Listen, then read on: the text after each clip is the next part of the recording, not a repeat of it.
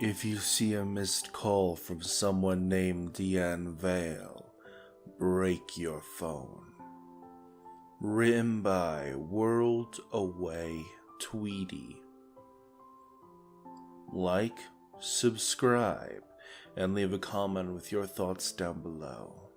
Now let's get started. The phone didn't actually ring that I'm sure of. I carelessly picked up my phone and scanned the notifications.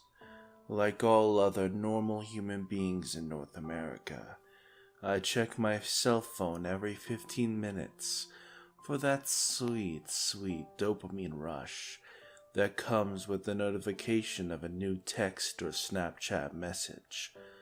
I was pretty surprised when I saw I had a missed call from 20 minutes ago.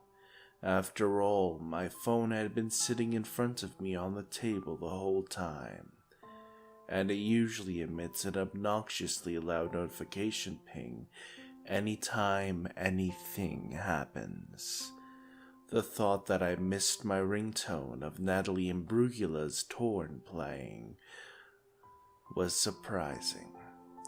I checked the notification, assuming it was most likely spam, and was surprised to see the call came from my local area code, and it even had a real-life name attached to it.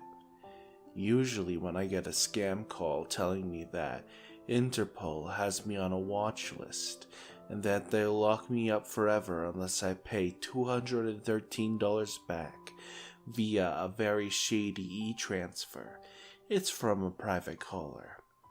This time there was a name. Deanna Vale. It was still most likely a spam call, but I had been recently playing some modest gigs and opening for an up-and-coming artists with my band, and I'd made sure to hand out my music business card, like candy at this point. I figured it wouldn't hurt to call back with this small, exciting but irrational what-if thought in the back of my mind. And so I did. After a few rings, I heard someone answer the phone. "Hello?" asked the voice on the other end, sounding almost concerned, curious. "Is that an old lady?" "Hi," I said weakly. "I'm calling because I think I have a missed call from this number from 20-ish minutes ago." "Oh, is that right? Wow." She started, her voice weathered and hoarse. "Yep, definitely an old lady." "I'm so sorry. I must have misdialed." "Aw, I forgive you," I thought to myself. Cell phones are a lot, even for me sometimes. As much as I wanted to take this opportunity to ask the woman what her experience with TikTok was, to see if the question would melt her brain, I figured it was good to end the call there. No worries at all. I hope you have a great day." "Why, thank you, dear," she said. And before I could press that bright red icon with the retro phone handle to sever all ties with this woman for the rest of my life, she quickly squeaked in right after. "I was trying to reach my husband. Yes, that's what it was. He must have a similar number to you." Oh, right, yeah. I imagine you were probably off by just a digit or two. Happens all the time, I said, still ready to hang up immediately.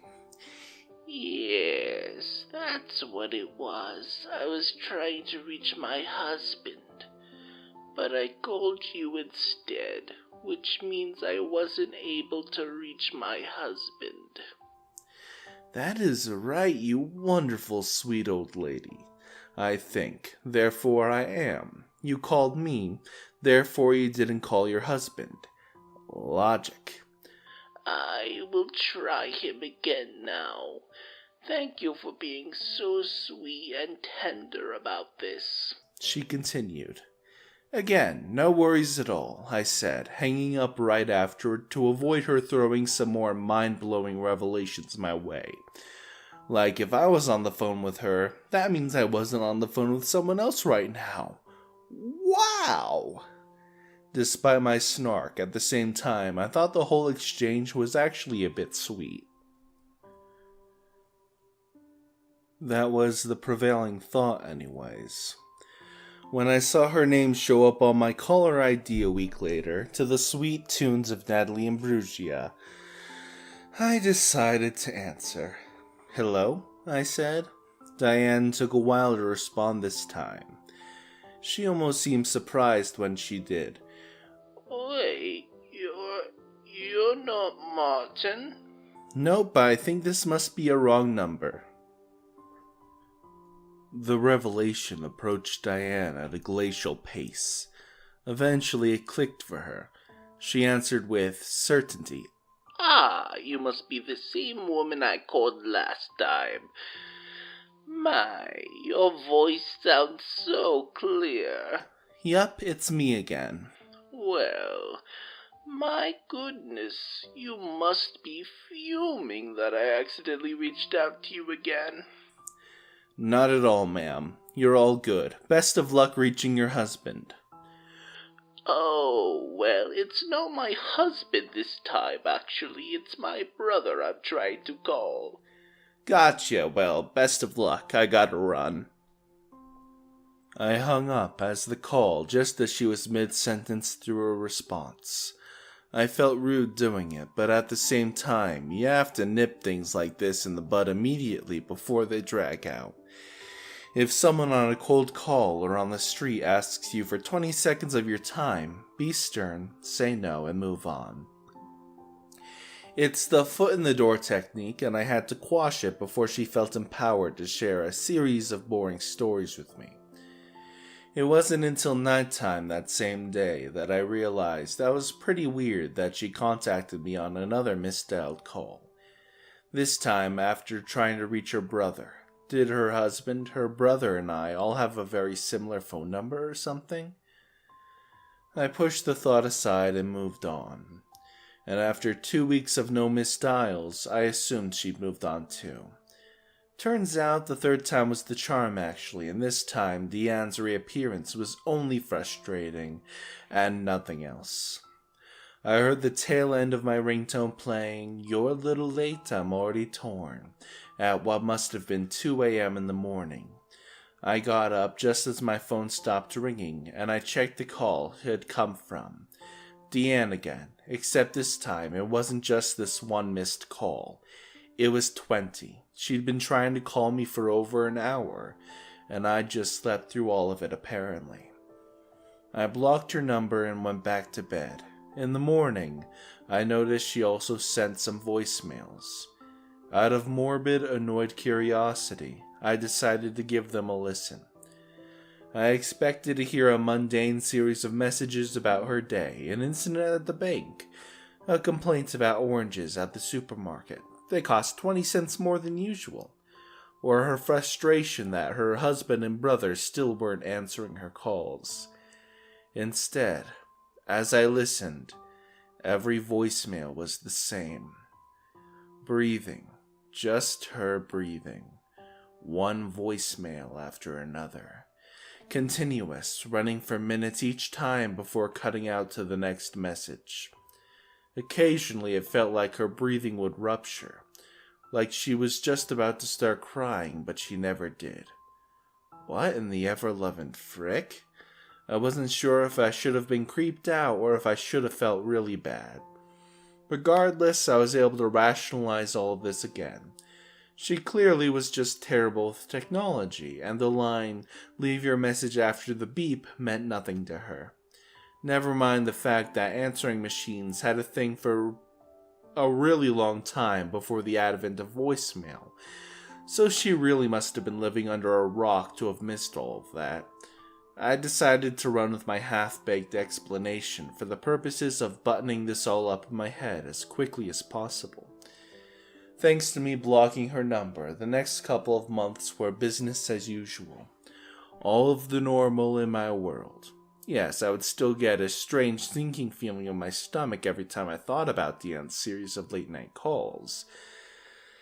But overall, the hustle and bustle of everyday life allowed me to put the incident behind me. Then, on a not-so-special day, at not-so-special time, my phone started ringing. I instinctively went to pick it up, as I was actually awaiting a call from one of my friends at the moment. I almost had an aneurysm when I saw the name Deanne Vale on the caller ID.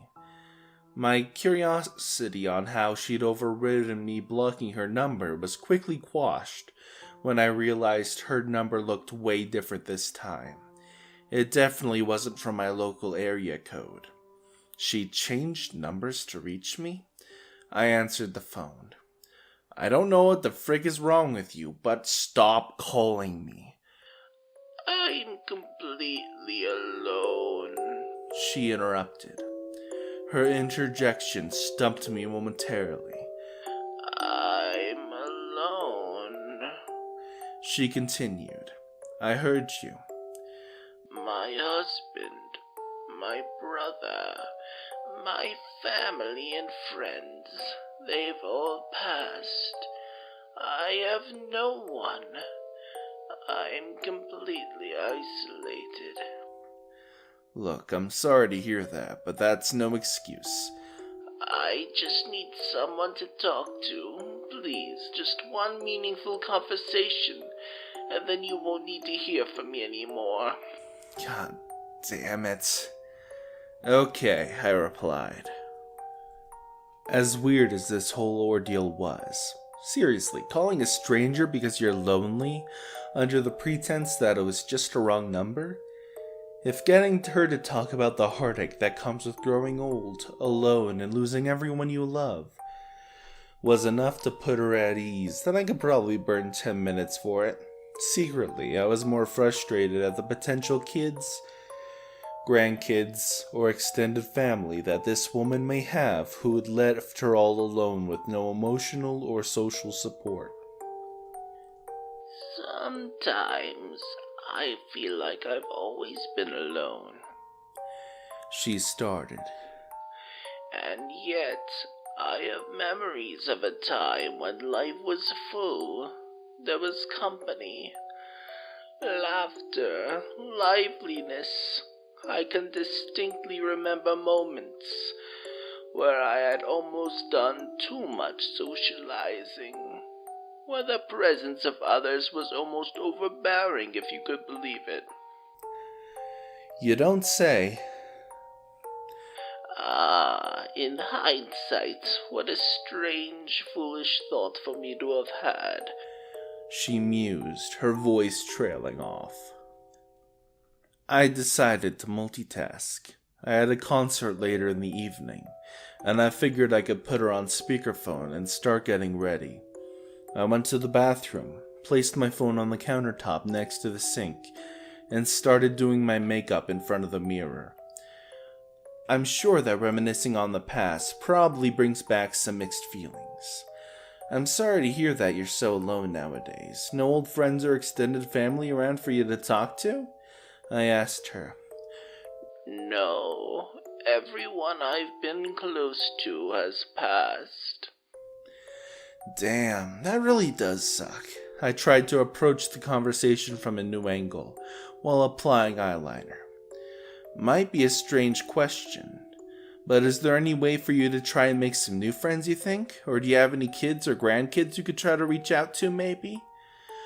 I've tried with my kids, but they never answer. That's a shame, I replied. But on the topic of new friends, yes, absolutely, I would certainly love to make some new friends. That's good, I said. But as I spoke, something felt off. I felt a chill going up my spine. Like there was something inside me, some inner barrier that had just been breached. It's a hard feeling to describe. I hope you can find some way to feel empowered, I continued, shaking off the weird feeling, to make some new friends, and to get everything you can out of life. You should never give up on making your life a fulfilling one, even when the circumstances aren't great. Man, I was really pulling out all the platitudes today. Never ever. I've always been persistent. I've never been one to give up hope on having and maintaining a wonderful life. Not a chance. Not in a million years. She responded with conviction. I tried to focus on her words and the conversation, but I kept getting distracted. I noticed the strangest thing in my mirror. My free hand was caressing my hair slowly, in a really strange way. Why am I doing that? I returned my arm to its normal resting position and went back to dabbing some concealer under my eyes. But every time I feel hopeful, I sink into sadness again. It truly is the worst to lose your family.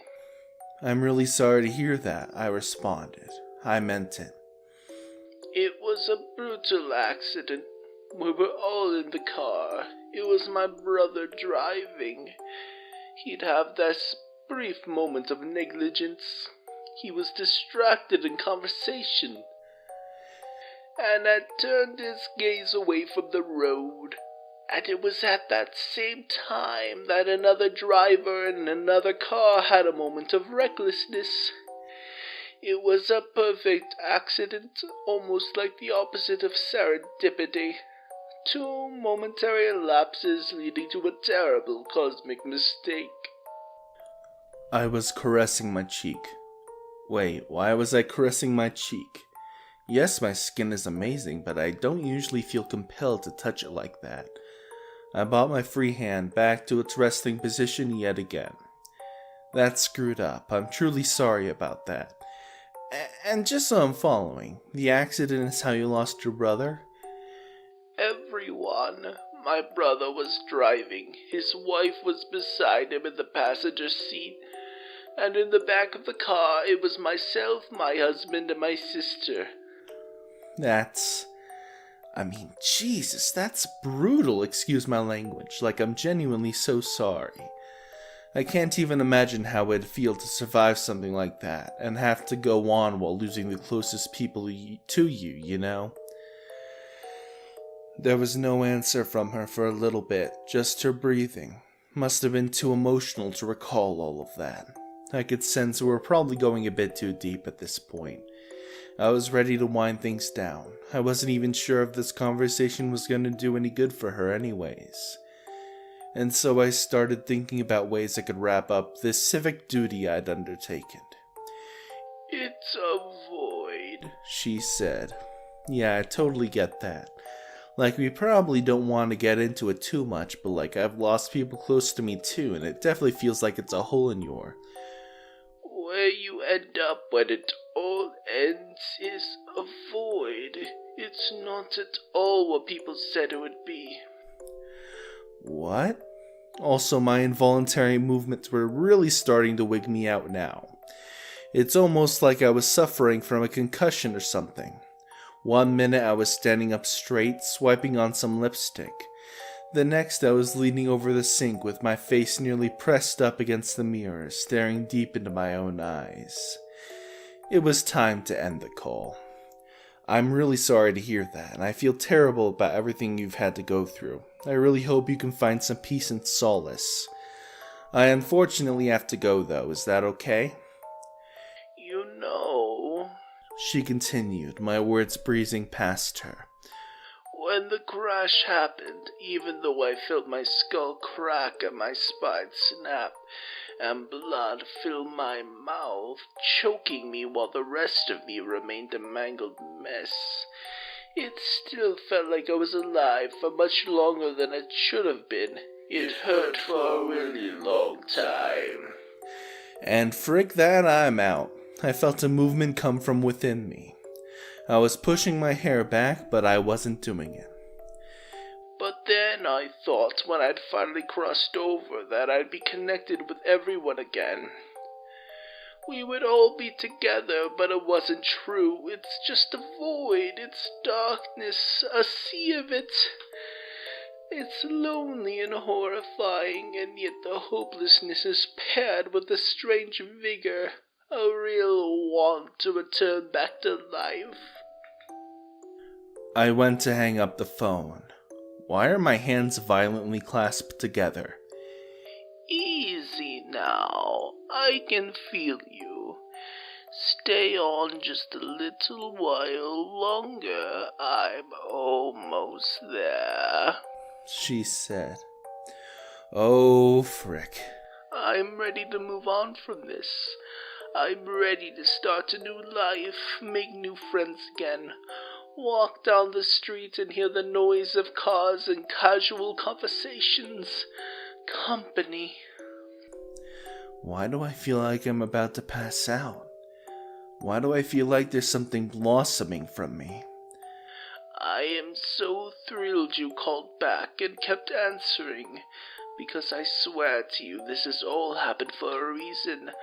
I'm almost there. I am almost completely inside of you.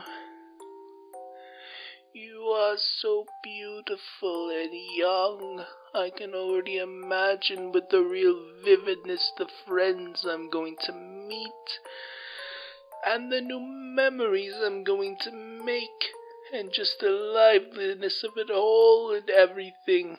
Even through the pain, it all means something. I am utterly convinced about the fact.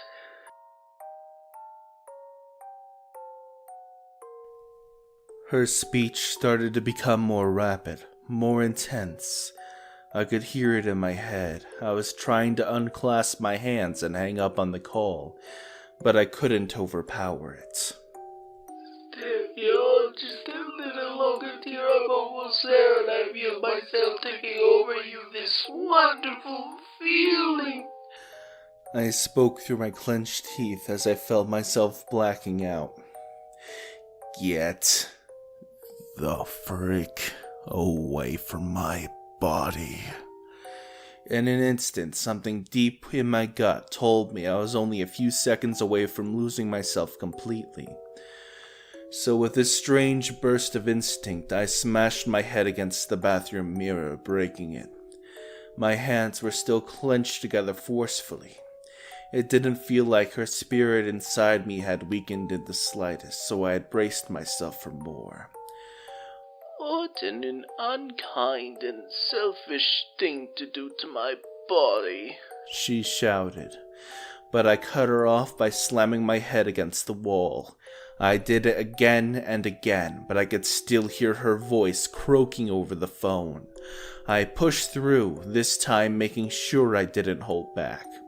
With a wind-up, I smashed my head as hard as I could against the bathroom counter. It hurt so bad.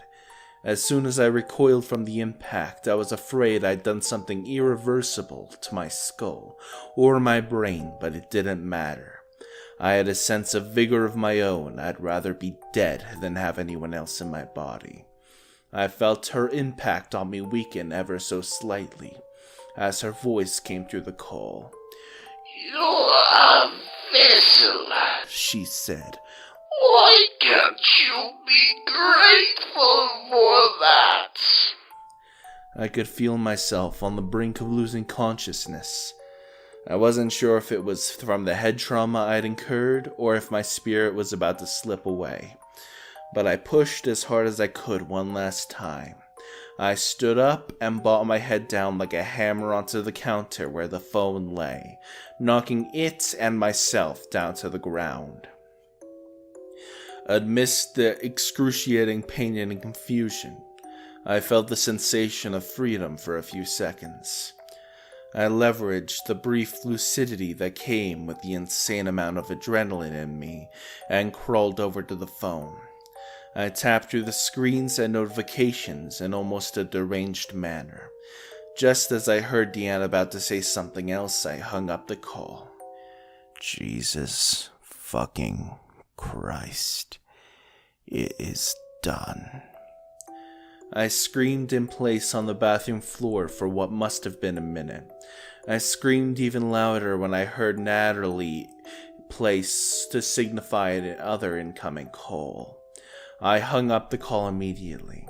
It was interrupted by another call, and another, and another. Deanne was calling simultaneously from different numbers over and over again, each call interrupting the previous one before I even had the chance to hang up. I ran to my hallway closet, found my toolbox, opened it, secured a hammer, ran back to the bathroom. Without a second's hesitation, I smashed my Samsung Galaxy S23 to pieces. Even after I destroyed it, I continued banging the hammer in my bathroom floor, getting all of the BS and headache out of my system. And then I was done. I stood up slowly. The mirror was broken, so I could only imagine how bruised and battered my reflection looked. With the adrenaline subsiding, the insane amount of pain I felt over my body became ever more apparent. Like Deanne said, it hurt for a really long time, but I was still here, and it was probably time for me to go to the hospital. No concert tonight, probably for the best. I could explain to the cops later why I was screaming while trashing my own bathroom. It took me a while to feel comfortable getting a new phone. I still remember the puking sensation I felt months ago when I saw her name pop up again on caller ID, this time off my new ringtone. I blocked it, which is what I did with every other number of permutations she used to call me as the months continued.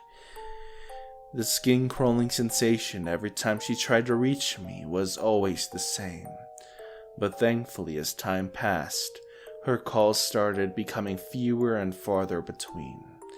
Maybe, just maybe, she was starting to make peace with the void. Or, alternatively, she was using that spare time to finally learn how to text from the great beyond.